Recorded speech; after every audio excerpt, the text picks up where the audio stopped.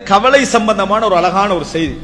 எப்படி ஒருவருடைய கவலை ஒருவருடைய வாழ்க்கையை சிதறடிக்கும், ஒருவருடைய வாழ்க்கையை ஒன்று சேர்க்கும் அப்படின்னு ரசூல் ஸல்லல்லாஹு அலைஹி வஸல்லம் என்ன செய்றாங்க சொல்லி காட்டுவதை நம்ம பார்க்கிறோம். ரசூல் ஸல்லல்லாஹு அலைஹி வஸல்லம் அவர்கள் சொல்லக்கூடிய இந்த அழகான செய்தி, அதாவது ஜுஹுத் வர் ரகாயிக் என்கின்ற நூலில் அப்துல்லாஹ் இப்னு அல் முபாரக் அவர்கள் பதிவு செய்கிறார்கள். எப்படி என்று சொன்னால், ரசூல் ஸல்லல்லாஹு அலைஹி வஸல்லம் சொன்னதாக வரக்கூடிய அறிவிப்பு, மன் தகுனி துன்யா ஹிய நியத்துஹு வ அக்பர ஹம்மிஹி, யாருடைய எண்ணமாகவும் கவலையாகவும் இந்த உலகம் இருக்கிறது, அக்பர் ஹம்மிஹி, அவருடைய முழு சிந்தனை எதிர இருக்குது. இந்த இது கொடுக்கலையே, அதை எழுதலையே, அதை வாங்கலையே, அந்த பிசினஸ்க்குள்ள பாயலையே, இது நடக்கலையே, இது பெயிண்ட் அடிக்கலையே, இந்த இதான் வாழ்க்கை ஃபுல்லா விடிஞ்சதுல இருந்து என்னது மவுத், இந்த தூங்கும் வரைக்கும் இதுதான் யோசனை வைங்க, கனவுலே அதுதான். இப்படி ஒருத்தர் வாழ்ந்துட்டு இருக்கிறாருன்னு வைங்களே, யாருடைய வாழ்க்கை இப்படி இருக்கிறதோ அல்லாஹு தஆலா என்ன செய்வான்னு சொன்னால், ஜஅலல்லாஹு அல் ஃபக்ர பைன ஐனைஹி, தேவையை வறுமையை அல்லாஹ்வுடைய கண் முன்னால வைத்திருப்பான். தேவையையும் வறுமையை அல்லாஹ்வுடைய கண் முன்னால வைத்திருப்பான். ஏன்? அவர் எப்பையும் அது இல்லையே இது இல்லையேன்னு வாழ்றவர். அதனால அல்லாஹ் தஆலா எதெல்லாம் இல்லையோ அதெல்லாம் கொண்டு வந்து முன்னுக்கு வைப்பான். எதெல்லாம் இல்லையோ அதெல்லாம் கொண்டு வந்து முன்னுக்கு வைப்பான். இந்த முன்னால தேவையை கொண்டு வந்து வைக்கிறதும் எடுக்கிறதும் யாரு? அல்லாஹ்.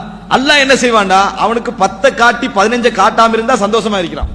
இன்னைக்கு அல்லாஹ் தஆலா கதிர்ல எத்தனை விஷயத்தை மறைச்சு வச்சுக்கிறான். அதனாலதான் நிம்மதியா இருக்கிறோம்.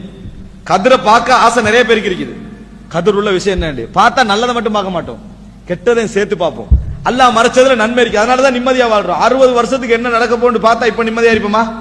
இருக்க மாட்டோம். அப்ப அல்லாஹ் மறைக்கிறது நிஅமத். ஆனா இந்த மாதிரி நடக்கக்கூடியவர்களுக்கு அல்லாஹ் என்ன செய்வான் தெரியுமா?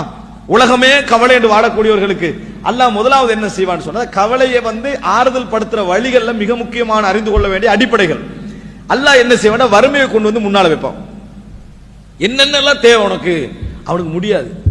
அவன் எப்படி அல்லாஹ் தஆலா வச்சுக்கிறான். சில மக்களுக்கு நீங்க பார்க்கலாம், வீடு அழகாக கட்டி பல கோடியில் அழகா கட்டி முடிஞ்சுது, அப்பயே அவனுக்கு நிம்மதி இருக்காது. எங்கேயோ ஒரு கோடு விழுந்துரும்.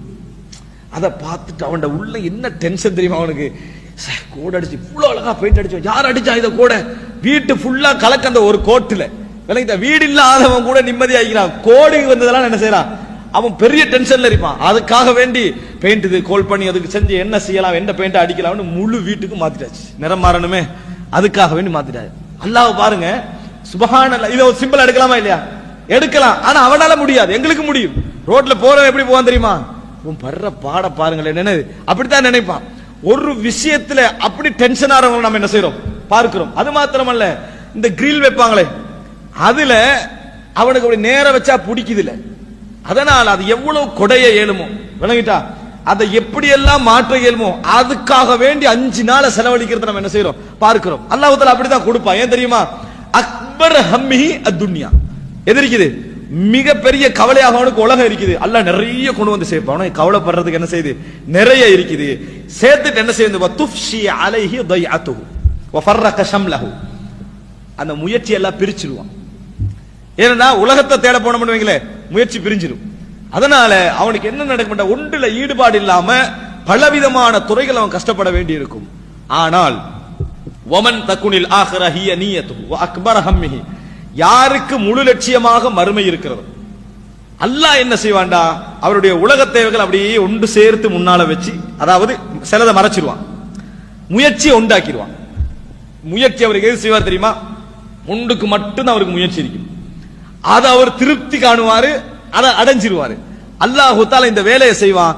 ஜஅலல்லாஹு கினாஹு பைன ஐனைஹி, அவர் எல்லாமே உள்ளவர் மாதிரியான திருப்தியை அவருடைய கண் முன்னால் அல்லாஹு தஆலா வைப்பான். அப்படி என்று ரசூலுல்லாஹி ஸல்லல்லாஹு அலைஹி வஸல்லம் சொல்றாங்க. இது எப்படி தெரியுமா? ஒருவர் இங்க இருந்து அதாவது ரியாத் போறாரு. இவருடைய லட்சியம் என்ன? ரியாதுக்கு போறது அவருடைய லட்சியம்.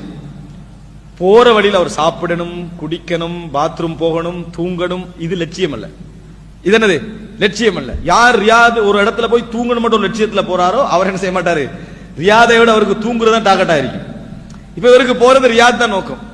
இடையில ஒரு இடத்துல தூங்குவோமான்னு ஒரு எண்ணம் வருது, ஆனா போக முடியாது அப்படின்ற ஒரு லெவல் வந்து இந்த டைமுக்குள்ள போக முடியாது. என்ன செய்வாரு, கொஞ்சம் முகத்தை கழுவி எல்லாம் செஞ்சு போட்டு போகத்தான் ஆரம்பிப்பாரு.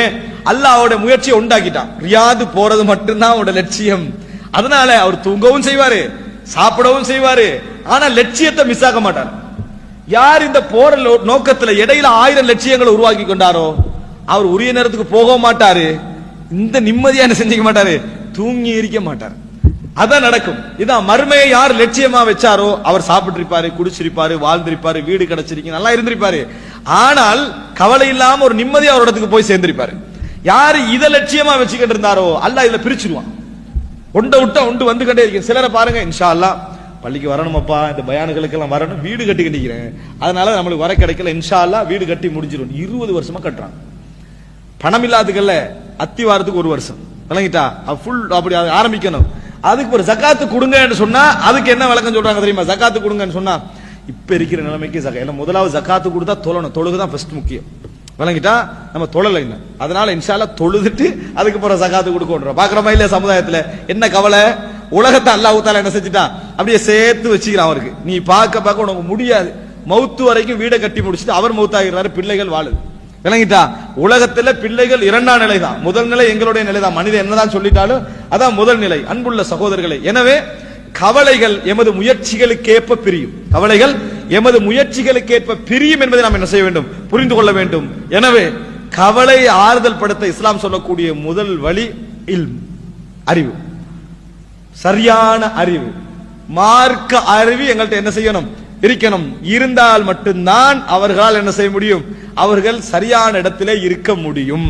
இல்லை என்று சொன்னா அல்லாஹ் மூமின்களை பார்த்து எப்படி சொல்றான், லா ஹவுஃபுன் அலைஹிம் வலா ஹும் யஹ்ஸனூன்.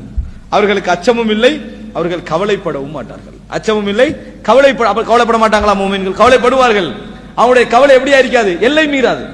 அவங்களுக்கு தெரியுது துன்யா தஸூல், இந்த உலகம் என்ன செஞ்சிடும், நீங்கி போய்விடும் என்கின்ற பதிவு அவர்கள்ட்ட இருக்கு. இல்ம கொடுக்கணும். முதலாவது என்ன கொடுக்கணும், இல்மை கொடுக்க வேண்டும். அறிவை ஒரு மனிதன் கொடுக்கப்பட்டான் சொன்னால் நிறைய கவலைகள் நீங்கும். அறிவு கொடுக்கப்பட்டான் சொன்னால் அவனுக்கு நிறைய கவலைகள் என்ன செய்யும், நீங்கும். ஒரு விஷயத்தை பற்றிய மார்க்க அறிவு அவன்கிட்ட தெளிவா இருக்கு. இது எங்க போய் முடியும், இது எப்படி போகும், இந்த இழப்பு என்ன, இது எதுல நடக்கும், அப்படி என்ற இல்மு கிடைச்சிட்டா அவருக்கு என்ன செய்யும், கவலைகள் நீங்கி விடும் என்பதை பார்க்கிறோம். அன்புள்ள சகோதரர்கள், என்னால் விரிவாக அதை சொல்ல முடியாது நேரத்தின் காரணமாக. ஆனால் அறிவு என்பது எவ்வளவுக்கு கவலையில செல்வாக்கு செலுத்தும் என்பதற்காக சொல்ல வருகிறேன். எனவே யாருக்காவது நீங்கள் ஆறுதல் ஒன்று வழங்க வேண்டும் என்ற நிலைமையில் இருக்கிறீங்களா உங்களோட குடும்பத்துல, முதலாவது அவருக்கு நுழைஞ்ச கொடுங்க. பெருசா எப்படி ஆறுதல் படுத்தக்கூடாது, ஒன்னும் பயப்படாங்க, எல்லாம் சரியாயிரும். எப்படி சரியாகும்?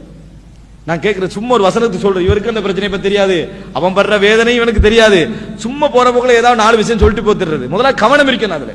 முதல்ல என்ன அந்த இல்ம கொடுங்க. அதுல உங்களுக்கு தெரியுமா இது எப்படின்னு சொல்லி, இத முடிவு என்னன்னு தெரியுமா, அந்த இல்ம நீங்க அவருக்கு கொடுத்துட்டீங்கன்னா நீங்க பிரிஞ்சாலும் சரி, அவர்கிட்ட அந்த இல்ம என்ன செய்யும், அவரை ஒரு இடத்துல வச்சுக்கின்றீங்க. இல்மு தான் கவலைக்கான ஆறுதலுக்கான முதல் வழி என்பதை நம்ம என்ன செய்ய வேண்டும்.